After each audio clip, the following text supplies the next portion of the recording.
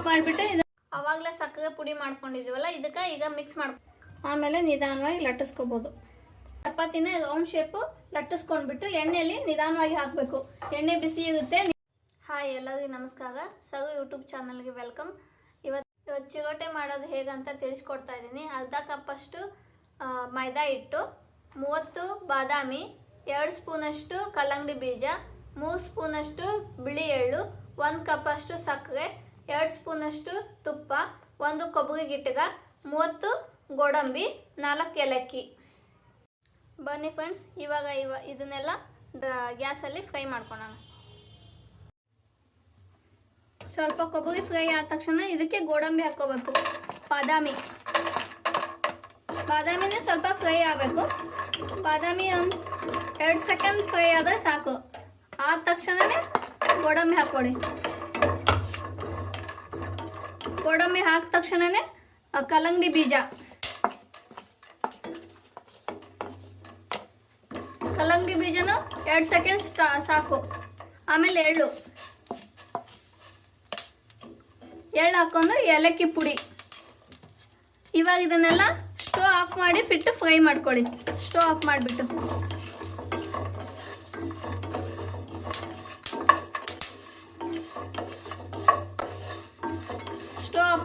ಇದನ್ನು ಫ್ರೈ ಮಾಡಿಕೊಂಡ್ರೆ ಇವಾಗ ಇದು ತಣ್ಣಗಾಗಬೇಕು. ತಣ್ಣಗಾದ್ಮೇಲೆ ಇದನ್ನ ಮಿಕ್ಸಿ ಮಾಡ್ಕೊಳ್ಳೋಣ.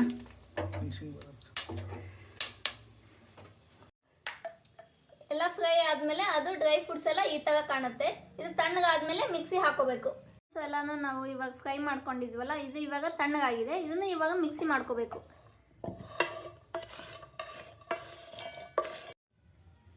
ಇವಾಗ ಡ್ರೈ ಫ್ರೂಟ್ಸ್ನ ಗ್ರೈಂಡಾಗಿ ಮಾಡ್ಕೋಬೇಕು.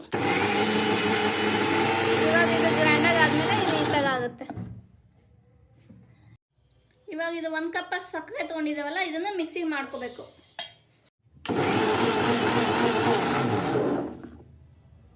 ಆವಾಗಲೇ ಸಕ್ಕರೆ ಪುಡಿ ಮಾಡ್ಕೊಂಡಿದ್ದೀವಲ್ಲ, ಇದಕ್ಕೆ ಈಗ ಮಿಕ್ಸ್ ಮಾಡ್ಕೊಳ್ಳೋಣ. ಸ್ವಲ್ಪ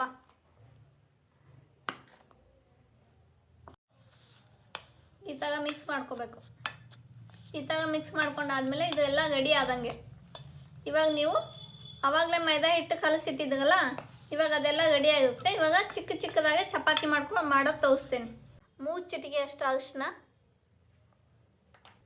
2 ಸ್ಪೂನು ತುಪ್ಪ ಇಲ್ಲ ಅಂದರೆ ಎಣ್ಣೆನ ಹಾಕೋಬೋದು.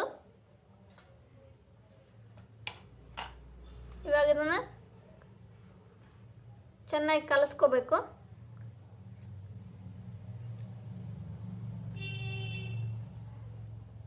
ಕಲಿಸ್ಕೊಂಡಾದ್ಮೇಲೆ ಸ್ವಲ್ಪನೇ ನೀರು ಹಾಕ್ಕೊಂಡ್ಬಿಟ್ಟು ಇನ್ನು ಹಿಟ್ಟನ್ನ ಕಲಿಸ್ಕೋಬೇಕು.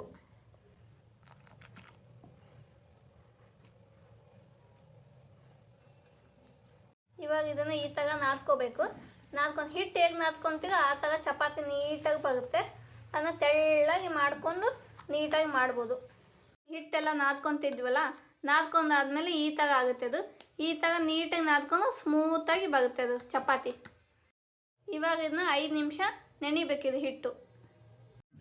ಆವಾಗಲೇ ಇದನ್ನು ಹಿಟ್ಟು ನಾದ್ಕೊಂಡಿಟ್ಟಿದ್ದು, ಇದು ಇವಾಗ ನೆನೆದಿದೆ.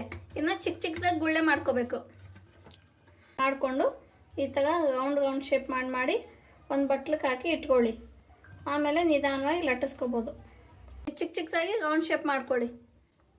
ಮೈದಾ ಹಿಟ್ಟನ್ನ ನಿಮ್ಗೆ ಎಷ್ಟು ಬೇಕಷ್ಟು ಚಿಕ್ಕದಾಗಿ. ಚಗಟೆ ಬೇಕಂದರೆ ಚಿಕ್ಕದಾಗಿ ಮಾಡ್ಕೊಳ್ಳಿ. ದೊಡ್ಡ ಮಾಡ್ಬೇಕಂದ್ರೆ ದೊಡ್ಡ ನಂಗೆ ಚಿಕ್ಕದಾಗಿ ಮಾಡ್ತಾಯಿದ್ದೀನಿ. ಇವಾಗೆಲ್ಲ ಗುಳ್ಳೆಗಳನ್ನು ರೌಂಡ್ ಶೇಪ ಮಾಡಿದ್ರೆ ಇಷ್ಟ ಆಗ್ತಾವೆ. ಇದನ್ನೆಲ್ಲನೂ ನೀಟಾಗಿ ಚಪಾತಿ ಮಾಡ್ಕೊಂಡು ಒಂದೊಂದಾಗಿ ತೊಗೊಂಡು ಸ್ವಲ್ಪ ಒಣ ಮೈದಾ ಹಿಟ್ಟು ತೊಗೊಳ್ಳಿ. ಒಣ ಮೈದಾ ಹಿಟ್ಟು ತೊಗೊಂಡ್ಬಿಟ್ಟು ಈ ಥರ ಇದು ಮಾಡಿಕೊಂಡು ಸ್ವಲ್ಪ ಚಿಕ್ಕದಾಗಿ ನೀಟಾಗಿ ರೌಂಡ್ ಶೇಪ್ ಆಗೋ ಥರ ಲಟ್ಟಿಸ್ಕೊಳ್ಳಿ. ಇವಾಗ ಸ್ಟವ್ ಹಚ್ಕೊಳ್ಳಿ. ಸ್ಟವ್ ಹಚ್ಕೊಂಡು ಸ್ವಲ್ಪ ಎಣ್ಣೆ ಹಾಕ್ಕೊಳ್ಳಿ. ಇದಕ್ಕೆ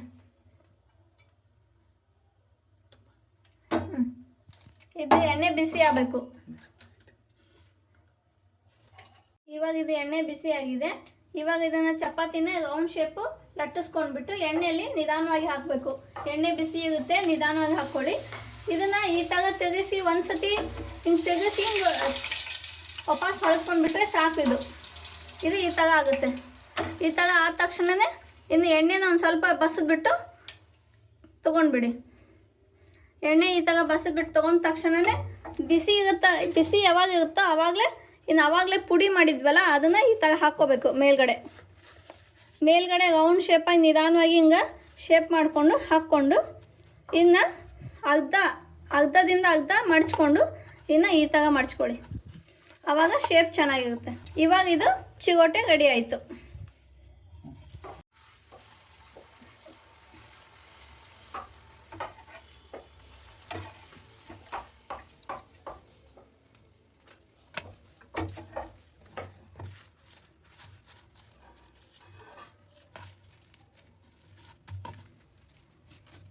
ಇವಾಗೆಲ್ಲ ಚಿಗೋಟೆ ಮಾಡೋದು ಕಂಪ್ಲೀಟ್ ಆಯಿತು. ಇವಾಗ ಯಾವ ಥರ ಆಗಿದೆ ಅಂತ ನೋಡೋಣ. ನೋಡಿ, ಇವಾಗ ಇದು ಚೆನ್ನಾಗೇ ಆಗಿರುತ್ತೆ. ಸ್ವಲ್ಪ ಚೆನ್ನಾಗಿ ಮಾಡ್ಕೋಬೇಕು, ನಿಧಾನವಾಗಿ ಮಾಡ್ಕೊಂಡ್ರೆ ನೀಟಾಗಿ ಆಗುತ್ತೆ. ಎಲ್ಲರೂ ಮನೆಯಲ್ಲೇ ಮಾಡ್ಕೋಬೋದು. ಇದನ್ನು ಒಂದು 5 ದಿವಸ ಆದರೂ ಮನೆಯಲ್ಲೇ ಇಟ್ಕೊಂಡು ತಿನ್ಬೋದು. ಚಿಕ್ಕ ಮಕ್ಕಳು ಮಾತ್ರ ಇದನ್ನು ಇಷ್ಟಪಟ್ಟು ತಿಂತಾರೆ. ಲೈಕ್ ಮಾಡಿ, ಶೇರ್ ಮಾಡಿ, ಸಬ್ಸ್ಕ್ರೈಬ್ ಮಾಡಿ. ಕಮೆಂಟ್ ಸೆಕ್ಷನ್ನಲ್ಲಿ ನಿಮಗೆ ಯಾವ ಅಡುಗೆ ಬೇಕು ಅಂತ ತಿಳಿಸ್ಕೊಡಿ, ಅದನ್ನೇ ನಾನು ಮಾಡಿ ತೋರಿಸ್ತೀನಿ. ಓಕೆ ಬಾಯ್, ನೆಕ್ಸ್ಟ್ ವಿಡಿಯೋದಲ್ಲಿ ಸಿಗೋಣ.